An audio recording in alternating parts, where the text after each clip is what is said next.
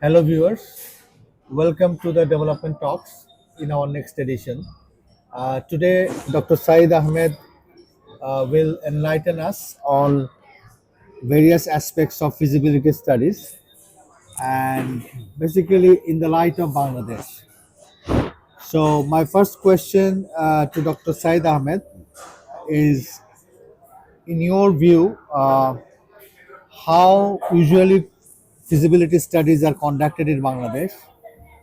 That's one, general practice of uh, conducting feasibility studies. And in your view, what are the possible flaws in it? And then we can take this discussion to another level. Thank Yes, you. yes. Thank you, Zahir. Your first question is how feasibility studies are conducted in Bangladesh. Actually, the process is the same as elsewhere in all other countries, and it is basically guided by World Bank's guideline, World Bank or ADB or such other agencies for that matter. Whenever a project is conceptualized, the government, respective government, looks for funds from either from its own sources or from bilateral or international funding agencies, and they have to go through some project preparatory studies to prepare and formulate the project, one of which is a very important part of which is a feasibility study. And feasibility study includes environmental impact assessment, social impact assessment, resettlement action plan, and several Economic analysis. economic analysis, return on investment, EIRR, and all such things. And Bangladesh also follows the same process. But of late, what we have seen is that many projects in Bangladesh, although initially declared as feasible and environmentally helpful, Viable. environmentally viable, later turn out to be not only economically infeasible and unviable, also environmentally harmful, and in some cases, outright disastrous. You might know that there has been a recent white paper on the mega projects undertaken by the government, 7 mega projects, I think.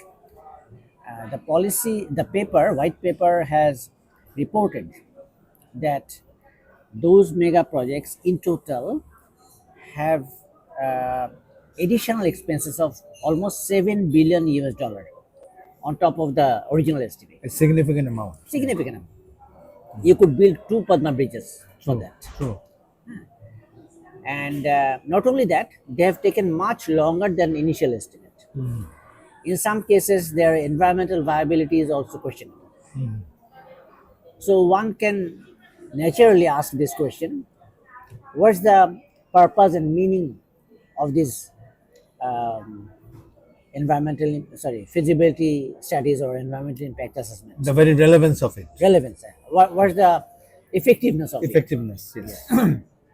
Are those studies not undertaken professionally or in an unbiased manner or with the rigor they deserve, or with the integrity they should be given? Maybe we don't know. We don't know. We don't know. So these are the questions people are asking these days. True. Can I give you some examples? Yes. Say, which one should I start with? There are many actually. Let's say the Kornofuli Tunnel project. Kornofuli Tunnel project, initially when it started, the cost was supposed to be about $700 million. When it ended, the cost was $1 billion, more than 25% increase. Even more. I Even think. more, yeah, Yeah. almost 30% increase. Not only that, it is entirely economically unviable. The revenue from it is far below than the expenses, and the expenses are much above than what was initially estimated or reported in the feasibility study. So, what is happening? The government is having to spend money on it without having any much return. Very simple, less return. So it has become vital. A kind of politically motivated project, I think, in a way. Then there is the Dohaziri-Coxsazar railway project. I'm not going into the economic analysis of it, but let's look at the environmental sustainability. Soon after completion, almost immediately after completion, there was a heavy rain in that part of the country. And the railway embankment passes through flat land, but immediately on its eastern side, there are hills, Chitoma Hills. So the rain waters rush down from the hills and hit the embankment, railway embankment with full force, damaging almost entire length of it. So that has, of course, again increased the cost, which was originally, it has gone through a lot of increments, rise. But the environmental impact assessment did not identify this phenomenon. Major flaw. Major flaw. It's a major flaw. There was a basic design flaw in it. Yeah. Interestingly, there is a road running parallel to it. That road embankment did not have any significant damage. What's the difference between the two? The main difference is that the road embankment have adequate cross drainage openings. Openings, yes. Yeah, but the railway embankment did not have those. It obstructed flood propagation. Exactly. Actually, yes. You must let the water pass. Absolutely. Absolutely. And this basic fundamental engineering flaw either was overlooked or it could not be identified. So it points to the ineffectiveness, inefficiency, inadequacy of the environmental impact study. If you look at the road constructed in Kisharganj from Mithamoin to Ashtogram, that road passes through a natural water body called Haur. Oh, yes. Yeah, Haur is an integral part of the economy of the northeastern region of Bangladesh. Absolutely. It supports fishing. It supports duck farming. It supports agriculture, rice farming basically, and the people there are dependent on these activities. Their economy, livelihood depends on this. After construction of the road, there has been reports of waterlogging, flooding, mosquitoes, and damage to fisheries, and loss of agriculture because of waterlogging and untimely flooding, adversely impacting the livelihood of the people there. But the project was environmentally sound according to the environmental impact study. There are many actually such projects. I will give you another example, one last. Rampal thermal power plant, coal-fired thermal power plant. It was, of course, I would say that it has gone through the approval process of having a proper feasibility study and environmental impact study. Although anyone familiar with the surrounding of that area would realize that a plant of this size, using coal as a fuel, will produce such an polluted, such pollution that it will have a disastrous impact on the fragile ecosystem in the Sundarbans and the surrounding areas. And quite right, although the government sponsored feasibility study did not point this out, later on numerous studies have mentioned this. One is Greenpeace. Greenpeace found that there will be thousands of premature babies born. Many deaths will be caused by air pollution, and this plant will be the largest air polluter in the country for the next 4 or 5 decades. Absolutely. No, you are very correct, Dr. Said. Actually, ironically and paradoxically, in Bangladesh, we can't cite any example of any project or any precedence where after conducting EIA, the project was not implemented. So this in itself indicates that these things are pre-decided. Yes. Additionally, what you have mentioned very crucial points about various aspects of these flaws of these type of projects. But at the same time, during feasibility, the sustainability issues of the projects and the risk analysis. Maybe that is also not carried out adequately. The adequate risk analysis. Yes. Had that been carried out, maybe many projects would not go ahead. Yes. So these are very important. So I think as we are maybe that is also another platform, but we are writing a book for the young professionals, uh, which will be sort of supported by University Press Limited. Yes. I think in our book for the young professionals, we will try to, in fact, capture these issues. Yes. That's right. And I think I'm mentioning it here because I think just to set the tone, that I think the young generation, young professionals need to know exactly what are the do's and don'ts and what is feasible, what is not feasible, Yes. and they should speak up their mind. Yes. Yes. No, we don't discuss such points. You see, No. no, everybody just glosses over it. Yeah. Yeah. Yeah, because people want to just follow the stream. Nobody wants to stand out as a with a different view. Absolutely. I'll give you one more example. The central effluent treatment plant in Savar for the leather industry. Leather industry was relocated by the government from Hazaribagh area to where is that place? Savar. Savar. Yeah, Savar. So, in order to save the Buriganga River, which was previously getting all the Pollutants. pollutants from the tannery industry there, it has been now relocated to Savar next to the Dhaleshwari River. Dhaleshwari River is now receiving huge amount of salt and chromium from the tannery industry center because the CETP is not treating, is not completely treating the wastewater. So some of the pollutants are removed by the new treatment plant, but chromium and salt are being dumped into the river.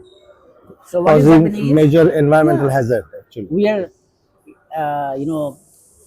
we are saving Buriganga perhaps, I don't know, but we are killing Dhaleshwari River. Absolutely. So these are some of the flaws, I think, major flaws That's right. in planning. Yeah, that's right. Now, let's not discuss about the problems over here. Let's see where the problem is actually originating from and how to resolve it. Okay. First of all, I would say that the way feasibility studies are conducted in Bangladesh and many other countries of the world, there is a flaw in it. The flaw is the agencies which are willing to extend the loan for the implementation of the project Or grant. or whatever. grant or the fund, they are the ones who are paying for the feasibility study also. Major conflict of interest. This is an iconic and classical example of a conflict of interest. True. So if you do that, the whoever consultant or whoever is conducting the study, feasibility study, they will automatically try to make it feasible, and environmental adverse impacts will be glossed over with some impractical mitigation measures and things like that. If you look at the Kornofuli tunnel, do you know who conducted the feasibility study? It's a British company based in Hong Kong.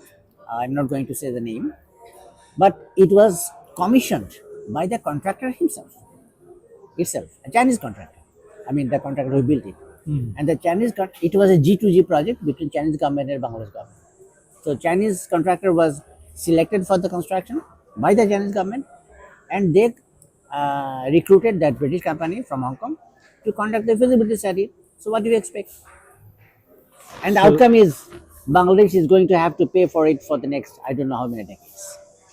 So I think, in a sense, what you're saying that in true spirit, had these feasibility studies been carried out neutrally in an unbiased way, Yes. then had there been any kind of issues that would have been addressed, or otherwise project would have been abandoned and Right there. yeah, Then exactly. there. So that is not happening. No. So we recommend that our policymakers take these issues into account for future, and so that EIA, when conducted, they should take it seriously, when feasibility studies indicate that it may not be economically feasible or may not be sustainable, Yes. I think all these should be taken into account very Yes. seriously, Yes. Yes. so that it has a kind of it's visible to others Yeah. that on the basis of that Yes. the project did not proceed or whatever. Yes. That we have not seen yet. No.